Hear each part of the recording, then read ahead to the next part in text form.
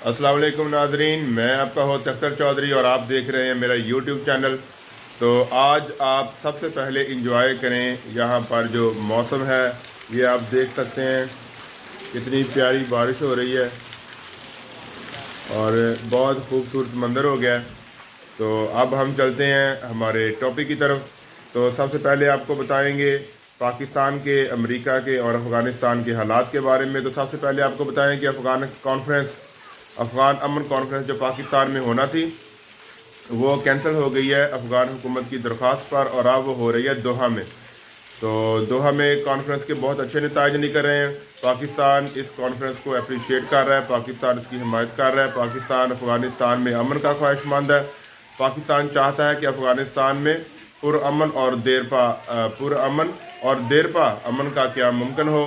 तो आपको कुछ साजिशें उनके बारे में बताएंगे। तो आपको बताएंगे कि तालिबान ने जनाब कंधार संभाल लिया है और अब तालिबान का हदफ है काबुल।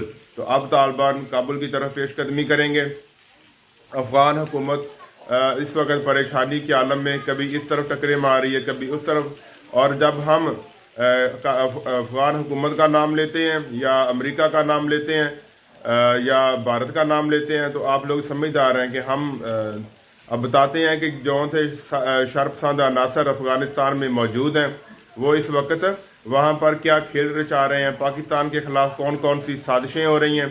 तो ये आपको बताएंगे कि सबसे पहले पाकिस्तान, अफ़गानिस्तान और अमेरिका, ये एक ट्रायंगल बनी हुई है। अफ़गानिस्तान और भारत ये मिलकर पाकिस्तान में दहशतगर्दी करवा रहे हैं। ये ताज़ा तरीन दो वाक़या, जिनमें एक अफ़गान सफ़ीर की बेटी का वाक़या और एक दासू डैम पर काम करने वाले चीनी इंजीनियर्स पर जो हमला किया गया, दोनों वाक़यात जिनके पीछे इंडिया मुलव्वस है।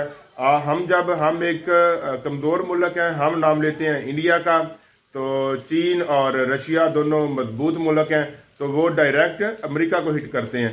तो हम जब भारत का नाम लेते हैं तो आपको ये समझ आनी चाहिए कि हम बराह रास्त उनके जो पुष्ट पनाही करने वाले लोग हैं उनका भी नाम लेते हैं। असल में जो मुज़ाकरात हो रहे हैं उनमें अफ़गान हुकूमत जब वो संजीदा नहीं थी, जब तक अमेरिका वहाँ मौजूद था, अब भी अमेरिका वहाँ बैठ कर अफ़गान हुकूमत को यही कह रहा है कि आप मुज़ाकरात ना करें, हम आपके साथ खड़े हैं। लेकिन तालिबान चूँकि दिन ब दिन उनकी ताकत में इजाफा हो रहा है और वो नए से नए इलाकों पर कब्जा कर रहे हैं, तो अब अफ़गान हुकूमत की ना आगे हटने में, आगे बढ़ने में उनकी जो बचत है, ना पीछे हटने में। तो अब उन्होंने मुज़ाकरात का रास्ता चूज़ किया है।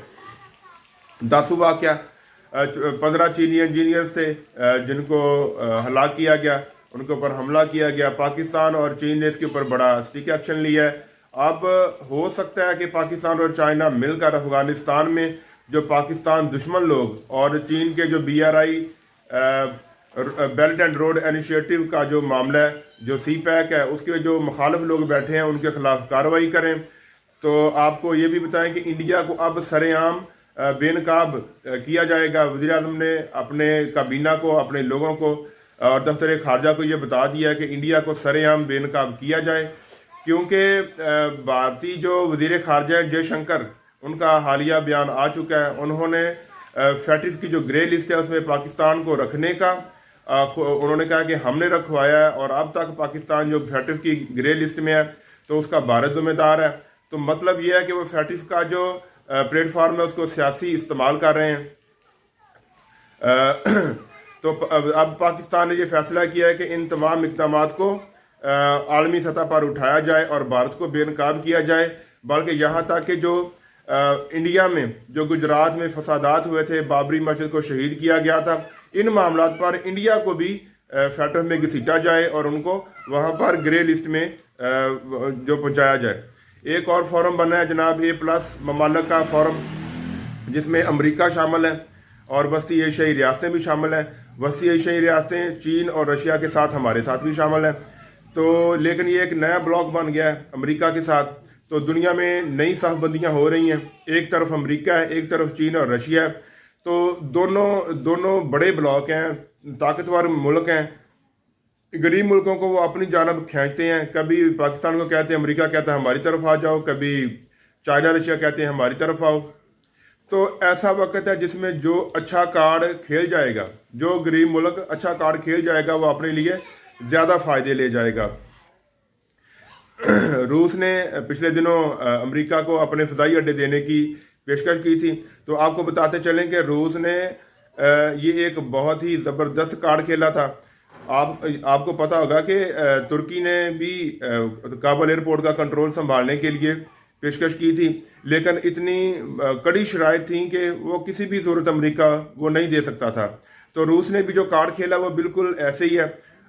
जो रूसी सदर हैं उन्होंने इतनी कड़ी शराइत रखी हैं कि वो अमेरिका कभी भी पूरी नहीं कर सकता। एक तरफ तो अमेरिका हमारी तारीफ कर रहा है और दूसरी तरफ वो हमारी पीठ में छुरा भी घोंप रहा है। अफगान तालिबान का जो कॉन्फ्रेंस थी वो दोहा में ख़त्म हो गई अब। तो उसमें तालिबान का यही मौक़िफ़ है कि सबसे पहले तो जो अफगान कैदी थे, तालिबान कैदी थे, उनको रहा किया जाए। ये अमेरिका के साथ होने वाले मुआहदे में भी तय पाया था, उनको रहा किया जाए। फिर एक अबूरी सेटअप मुश्तरका तौर पर तश्कील दिया जाए और वो सेटअप आइंदा आने वाले निज़ाम के बारे में बात करेगा। तो देखें अभी क्या होता है। हमारे साथ रहिए। शुक्रिया।